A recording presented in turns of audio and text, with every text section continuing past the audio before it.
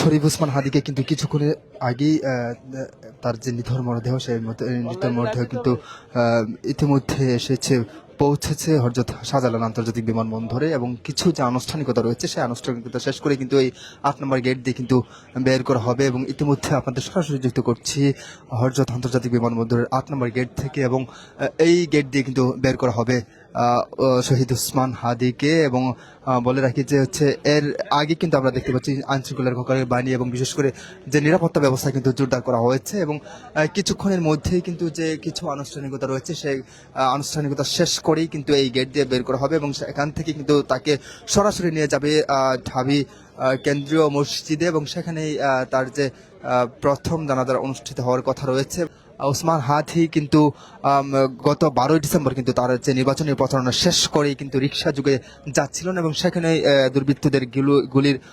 বৃদ্ধ হয়ে পরে প্রথমেই কিন্তু ঢাকা মেডিকেল কলেজ হাসপাতালে পরে এভারি কেয়ারে নেওয়া যাওয়া হয়। পরবর্তীতে উন্নত চিকিৎসার জন্য তাকে কিন্তু সিঙ্গাপুরে নিয়ে যাওয়া হয় এবং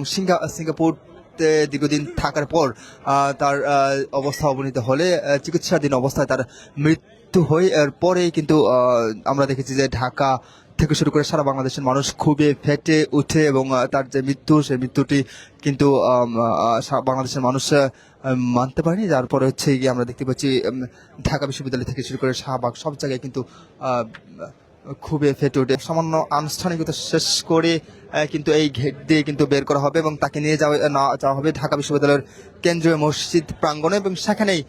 প্রথম জানাজা হওয়ার কথা রয়েছে। তারপরে গ্রামের বাড়িতে নিয়ে যাওয়ার কথা রয়েছে। তবে তার ঐতিহাসিক যে জানাজাটি হবে সেটি কথা রয়েছে যে মানিক মিয়া অভিনীত হবে এবং সেখানে উপস্থিত থাকার জন্য সব স্তরের মানুষকে কিন্তু বলা হয়েছে। প্রিয় দর্শক, ইতিমধ্যে সরাসরি যুক্ত করছি